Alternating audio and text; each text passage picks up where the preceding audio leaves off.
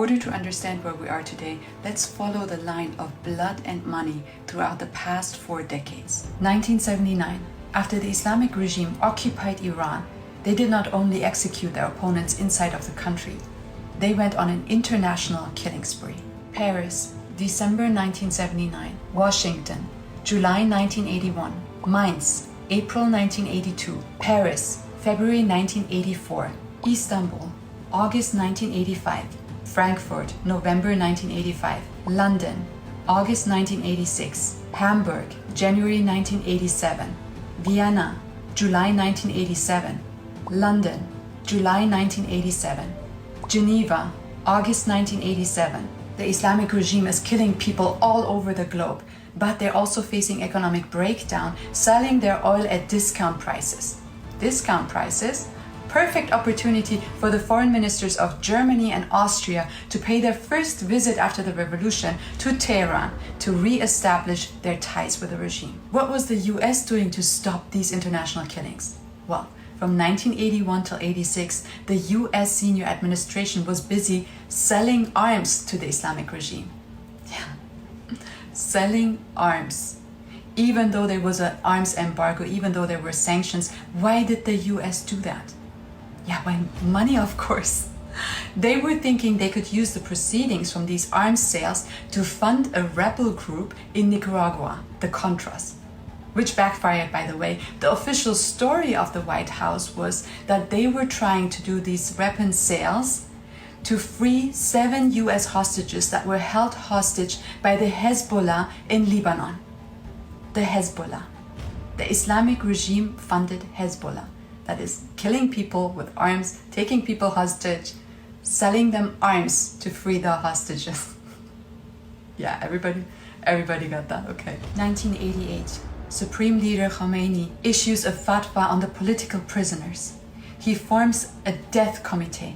One of the members of this committee is Ebrahim Raisi, who right now is the president of the Islamic regime. More than 30,000 political prisoners were executed in this massacre. In the next 10 years, from 1988 to 98, a series of disappearances and murders of over 100 opposition figures, intellectuals, dissidents, and critics of the regime happened inside and outside of Iran. These are called the chain murders of Iran.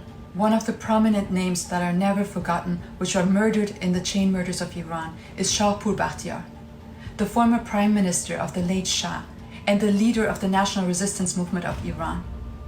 In 1981, he and his secretary were stabbed to death in their residence in France. This week is the anniversary of his murder and the murder of Feridun Farrokhzad. Feridun Farrokhzad was a well-known singer, actor, poet, TV and radio host, humanitarian, and well-loved political opposition figure. In 1992, he was also murdered in his residence in Bonn, Germany. One of the key reporters who investigated the chain murders of Iran was shot in the head and paralyzed for life. With more than 100 murders all around the globe and inside Iran, there was so much bloodshed, so much pain, that the US decided it's time for another form of diplomacy, called sports diplomacy. And in 1998, the US national wrestling team became the first team to travel to Iran and take part in 16 tournaments year after year after year, even in 2017, when the Iranian wrestler Navid Afkari, who took part in the nationwide protests in 2017 and 18, was unlawfully arrested, sentenced to death, and executed. Even his brothers and sisters were taken to prison. One of his brothers is still in solitary confinement. And with the beginning of the millennium, also began the deep friendship between the tyrants of the regime and Western companies and governments. In 2004, the president of Iran's Chamber of Commerce said, "For us, Austria has become the gateway to the European Union." Yeah, Austria was good at that, but not as great as Germany. By 2007, the German company Siemens reported a record deal of 465 million euros with the regime. By 2008, 75% of all industrial companies in Iran used German technology. That's why Germany was very eager to block all unilateral sanctions against the regime. In 2008, the German exports to the regime are at an all-time high of 5 billion euros per year.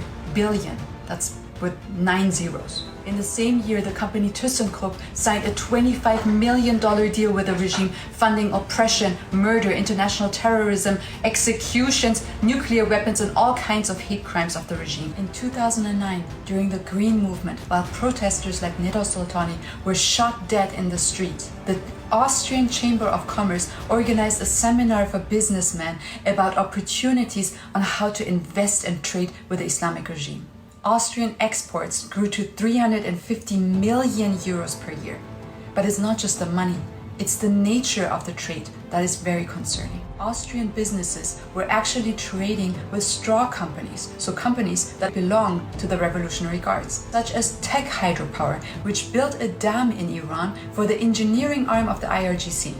Remember IRGC? This is the regime's military, not the people's military. They defend the regime. They control the economy. They control power, energy, communications. They build energy machinery. They build banking structures. And oh yeah, they murder and rape men, women, and children. And they're also in charge of the regime's nuclear programs and missiles. They develop commercial bodies that work undercover all over the world to obtain equipment, knowledge, technology, and they're trying to circumvent sanctions by specializing on dual-purpose technology and equipment, which means that you can use that equipment for two purposes, civilian purposes like medicine, for example, but they're also essential components of the development of nuclear weapons and missiles. In 2010, the company Siemens is so much under international pressure that they announced they will pull out of Iran. But don't worry, other German companies take over the part. A company called Babcock Borsing Services promotes its expertise in magnetic and nuclear technology and services. The market leader in tunneling machines, Herrenknecht, and the company Wirth export drilling technology and equipment to use to hide enrichment facilities from the international community. Even the delivery of truck-mounted cranes is advertised openly, even though everybody knows these cranes are used for public hangings. Monitoring and so-called security technology is sold by companies like Nokia, Siemens, Bosch, and many other companies. But an increasing amount of exports from Germany to Iran are not going directly, but via Dubai, and therefore they're not included in the official export data. That's the way to circumvent sanctions. Sanctions? What sanctions? Let's not forget that the Islamic regime throughout all these years are invited to human rights conferences or the Munich Security Conference, for example, every single year. In 2013, the Green Party leader Claudia Roth even high-fives the Islamic regime ambassador in the Munich Security Conference. High five to security all over the world. Yeah. And in 2015, of course, the Islamic regime and the world powers reached a deal called the nuclear deal, or the JCPOA, where they're lifting UN sanctions. And in 2016, everybody is just visiting everybody. The German vice president is traveling to Iran to promote trade. The Minister of Intelligence of the Islamic regime flies to Berlin to, I don't know what to do there. And President Rouhani is invited to go to Rome, where they're covering up the statues to spare them the view of nude old sculptures. In 2017, Sweden's feminist government women's delegation even goes to Iran, and all of the women there in that delegation cover up their heads with a mandatory hijab, promoting feminism everywhere, but not in Iran.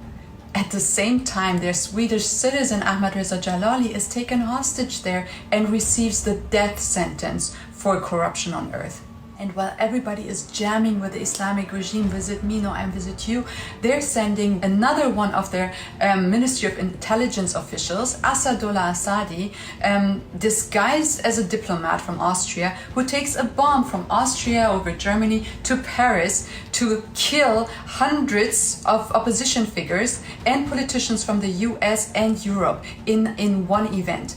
That event was thankfully stopped and he was arrested, but remember his name. In 2019, another wave of nationwide protests is repressed and stopped by the violence of the regime, killing 1,500 protesters and stopping the movement. And what did our Western nations do to stop this kind of killing? Germany, France, and the UK create the Instex mechanism by which they can continue their trade with the Islamic regime and bypass those sanctions. Belgium, Denmark, Netherlands, Sweden and Finland happily joined into the fun. In 2020, the pandemic hit, but not as hard as the Islamic regime hit its people. In January of 2020, the Islamic regime shot down a passenger flight, killing 176 people. Nationwide protests broke out, which were again leading to nationwide mass executions and people standing in front of the prisons trying to stop the madness. 3 new European dissidents were kidnapped: Habib Chab from Sweden, my dad Gazelle Sharmahd from Germany, and another German citizen, Nahi Tarabi, inside of Iran. Navid Afghari, the Iranian wrestler who was arrested while the wrestling team of the US was in Iran, is executed.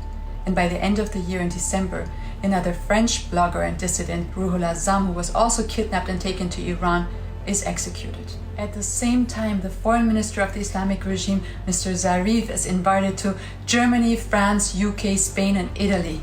And all of these countries are combining their efforts to prevent the snapback mechanism of the JCPOA, because the regime didn't follow what they promised, and now sanctions could be reapplied, and Western governments don't like those sanctions. In 2021, in Khuzestan, nationwide protests break out after a fatal water shortage, and again the regime is all over the place, killing men and women, and activists ask the Western nations help to stop this. Well, what does the world and the UN do? They promote the Islamic regime to the UN's Women's Rights Commission. In February 2022, the sham trial of my father, German hostage Gazelle Sharmahd, starts in Tehran to decide if he will be condemned to death by the regime. At the same time, Germany invites the foreign minister of the Islamic regime to the Munich Security Conference to talk about, and I quote, the art of the deal, Iran and the future of the JCPOA. And later on meets with the German foreign minister Annalena Baerbock to save my dad's life, to free the hostages, to do anything human life related? No, silly. Follow the line of money and oil and you will see this talk was of course about the revival of the JCPOA. And while the innocent people all over Khuzestan and all over Iran are butchered by the regime, the president of Austria congratulates the incoming president Raisi.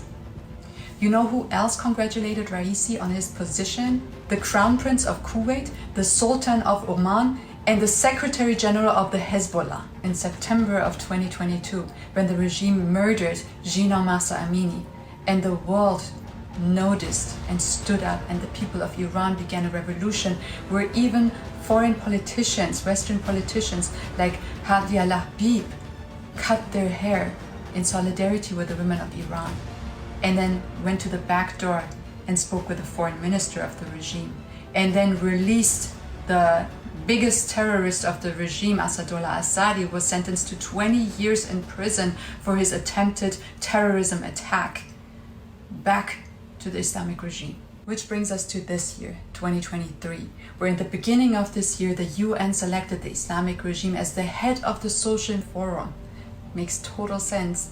And President Raisi, the president of the Islamic regime, 1 month from now, will be invited to speak in New York at the UN's General Assembly once again. See, I have to be honest with you. I was able to Google all of this information last night and make a video out of it. So looking at this line of bloodshed and of money, I can be sure that right now all of you guys can see this regime, the most evil regime that is every single day, not just since last year, every single day for 4 decades, hanging people to death, executing them in the most evil way of strangulating them to death and kidnapping people all over the world, sentencing them to death, taking people hostage, assassinating people, while meanwhile other people are continuing trade and business with them as if it's something normal. This is not normal. This is absolutely insane. To the decision makers of this world, to the politicians that are out there, you cannot say, I cannot believe that you did not know about this. And if you did not know about this, now you know about this. So show us right now, knowing about all of this, does that make you mad?